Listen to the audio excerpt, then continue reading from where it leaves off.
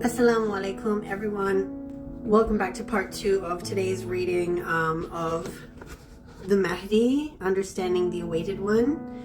I just had to take a quick dinner break. I came back wearing different clothes even though it's the same day. It happens. Okay, so I'm going to continue. We're on page 3. The next part of the chapter is called Dealing with the Awaited Imam. So, in the name of Allah, most gracious, most merciful, all praise belongs to Him, and peace and blessings to Prophet Muhammad and his pure family. Bismillahirrahmanirrahim. There are 2 perspectives for dealing with the Imam, alayhi salam, a physical one and a spiritual one. The physical perspective deals with the awaited Imam, peace be upon him, as an absent individual whose presence is sought, or as a traveler whose return is anticipated. That is why many individuals and writers focus on the physical aspects of the occultation, such as the signs of the appearance, the Imam's looks, and what his tools will be. Now, for those who don't know, the occultation means, I guess for lack of a better word in English, means he's in hiding. So he lives in a secret place that no one really knows. And when the time is right, when Allah decrees that the time is right for him to come out of occultation, that's when he will come out and announce his return, or his reappearance, as we say. This is the version of the physical perspective which focuses on the material aspects of the appearance.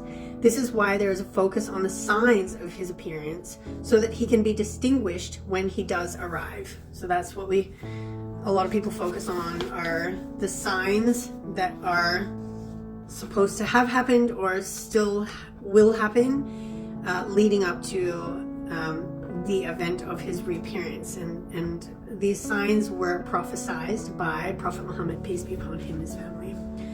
The other perspective is the spiritual one, which sees the Imam, alayhi salam, as present and not absent. Yes, he is an individual of flesh and blood. However, divine guardianship does not simply exist in his physical body. Rather, it is a corpus of values, principles, and ethics. These principles are present, applicable, and effective. They are not absent. An Imam, alayhi salam, is distinguished by his values, principles, and ethics, not simply by his physical body or appearance. So long as divine guardianship rests in a set of principles and values, the Imam, alayhi salam, remains present rather than absent. These principles are present and in effect. So we must deal with the Imam, alayhi salam, as someone who is present, not as an individual who is absent. This is what is described in the blessed verse, "You are the best nation ever brought forth for mankind. You bid what is right and forbid what is wrong." From the Holy Quran, chapter 3, ayah number 110. Allah subhanahu wa ta'ala says, "There has to be a nation among you summoning to the good, bidding what is right and forbidding what is wrong." And that is from the Holy Quran, chapter 3, ayah number 104. This is a reference to the Imam. The Imam is teaching what is right and forbidding of what is wrong. He is a call to that which is good. These living and evolving values are the awaited Imam, alayhi salam. We deal with these values as they are present, not as if they are absent. This doesn't mean that we should ignore the signs of the appearance. There have been signs mentioned to us in the narrations, such as what was relayed by Umar ibn Handala, who relayed from Imam Sadiq alayhi salam that there are 5 signs before the emergence of Al-Qa'im. Al-Qa'im is one of the well-known names given to the 12th Imam in Shia Islam. The 5 signs before the emergence of the 12th Imam, alayhi salam, are the call, Al-Sufyani, the sinkhole, the murder of the pure soul between the corner of the Kaaba and the shrine of Abraham, and Al-Yamani. Okay, so these are the 5 signs. In the well-regarded narration of Abdullah ibn Sinan, he said that all of them are inevitable, meaning that all are bound to occur. In the narration of Abu Busayr, there is not amongst the banners a banner that is more guided than that of Al-Yamani. It is a banner of guidance as it calls to your master. The fact that there are signs for the appearance of the Imam is something that cannot be denied. These signs will take place before he emerges. The Holy Household, alayhimussalam, have mentioned these signs to remove all doubt from his emergence and the time of his emergence. However, we must not focus on the signs and neglect the values. The Imam, peace be upon him, is defined by the values and not by the signs. Whether these signs take place or not, we must deal with the Imam ﷺ as a present actor. To summarize the point, focusing on the signs of the appearance, description of the Imam ﷺ, and descriptions of his clothes and tools is taking a physical perspective towards the Imam, peace be upon him.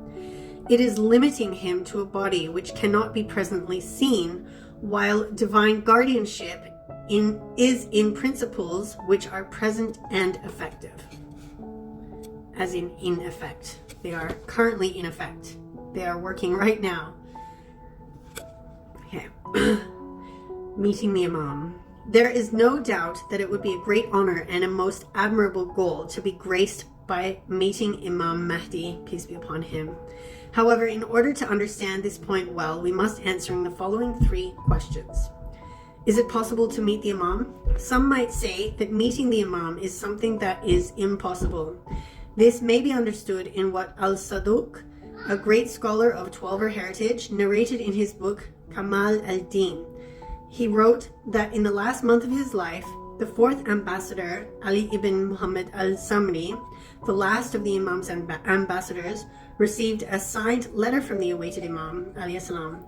In that signed letter, the Imam wrote, "In the name of Allah, most beneficent, the most merciful. O Ali ibn Muhammad al-Samri, may God increase the rewards of your brothers for the tragedy of your loss as you pass within the next 6 days. Organize your affairs and do not appoint someone to take your position after your death. Total occultation has begun, and there will be no emergence until God wills. That will be after a lengthy duration, the hardening of hearts, and the spread of injustice throughout earth. Those who will claim to see me will come to my Shia. Surely, whoever claims to have seen me before the emergence of Al-Sufyani and the call is a liar and a fabricator. There is no power except by Allah, the Most High, the Most Glorious." MashaAllah, stay tuned, and in the next video I will elaborate on that letter that was written by himself, Imam Mehdi, peace be upon him, and I will answer the question and ask a couple more questions, and we'll look at those as well, inshallah. Until then, stay blessed.